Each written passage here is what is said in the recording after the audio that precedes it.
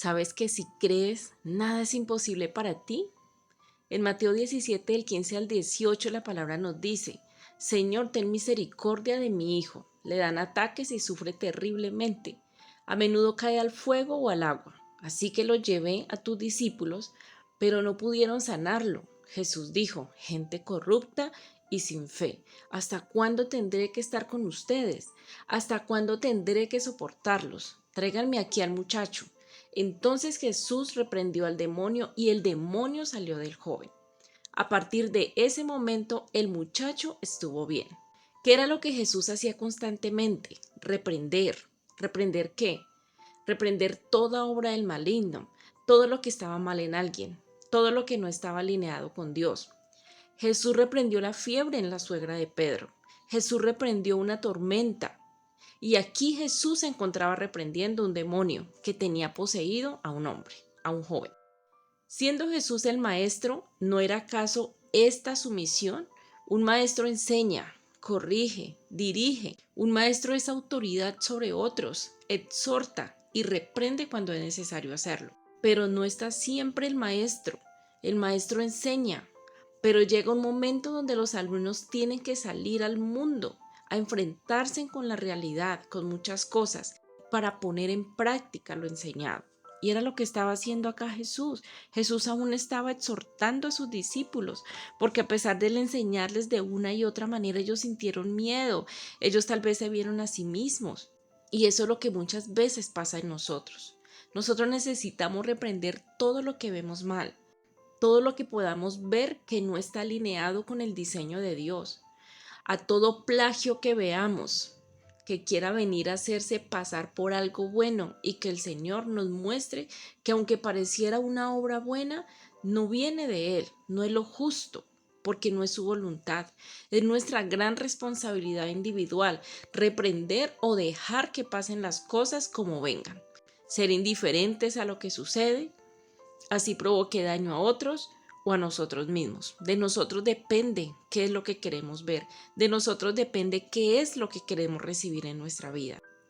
Podríamos, por ejemplo, nosotros encontrarnos en una situación en la que se asemeje o se parezca a ese momento cuando los discípulos se encontraban en la barca en medio de una tormenta. Y estando nosotros allí en esa situación, así como los discípulos estaban, debemos nosotros decidir bien. Debemos decidir si vamos a ser como los discípulos fueron en ese momento, que se atemorizaron, se llenaron de miedo y hasta trataron a Jesús de desconsiderado, al ver que no hacía como ellos, al ver que no se asustaba como ellos, o al verlo tranquilo. O si por otro lado nosotros decidimos ser como Jesús fue, quien les enseñaba todo el tiempo con cada acontecimiento, y esta vez no era la excepción. Jesús buscaba que en esa oportunidad ellos también aprendieran cómo hacer.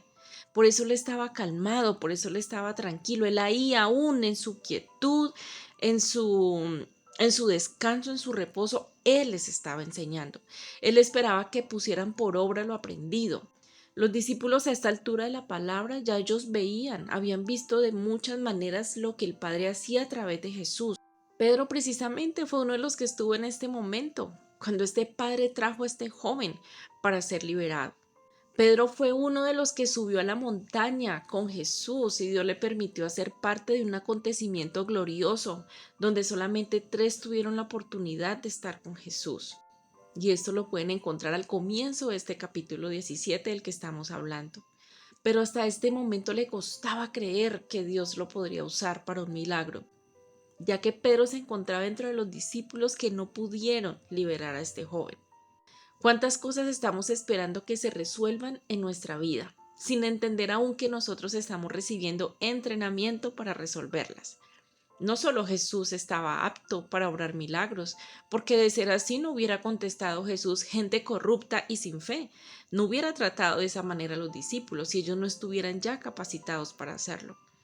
Miren, el Señor nos da una palabra, nos da una promesa, y nosotros por medio del Espíritu de Dios en nosotros debemos empezar a caminar por esa promesa y no soltarla hasta cuando se cumpla.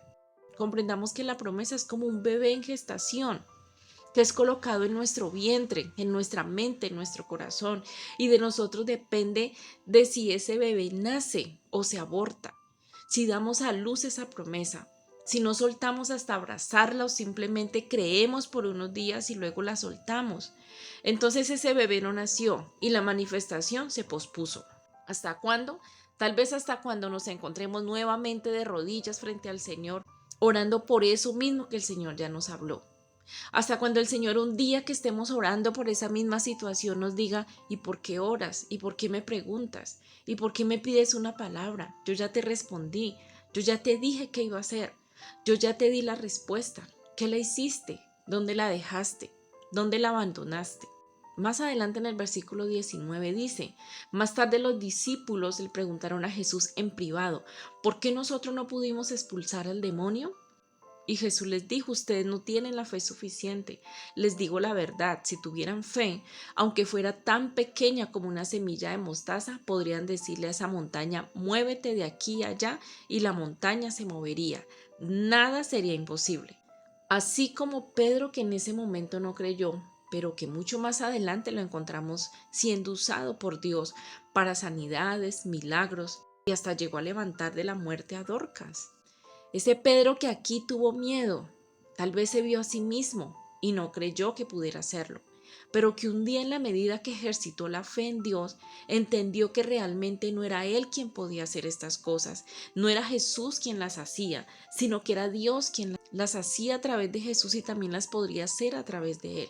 Ese Pedro que un día tuvo que cambiar su mentalidad, dejar de lado su mentalidad limitada y dejarse usar por Dios. Entonces así todo su ministerio cambió, los resultados cambiaron. De hecho dice la palabra que Pedro viajaba de un lugar a otro y como resultado de su trabajo en el Señor, la gente sacaba a los enfermos a las calles en camas y camillas para que la sombra de Pedro cayera sobre algunos de ellos cuando él pasaba. Multitudes llegaban desde las aldeas que rodeaban a Jerusalén y llevaban a sus enfermos y los que estaban poseídos por espíritus malignos y todos eran sanados. Esto lo encuentran en Hechos 9 del 15 al 16.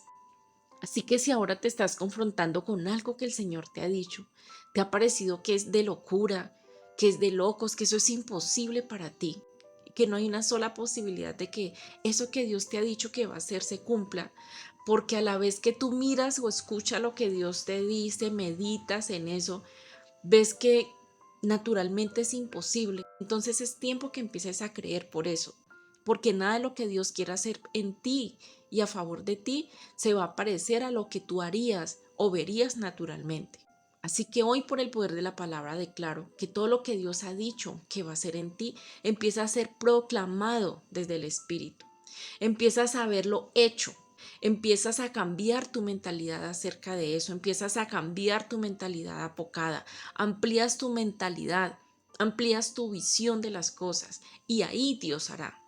Así como Pedro en un tiempo le costó creer, pero un día empezó a ser testigo del poder de Dios a través de él. Asimismo sucederá contigo. A medida que vas dejando las imposibilidades tuyas de lado y empiezas a creer por eso que te parece locura y que es sí y es amén, porque Dios lo ha dicho y Él no deja sin cumplir una sola de sus palabras. Dios te levante y te use grandemente.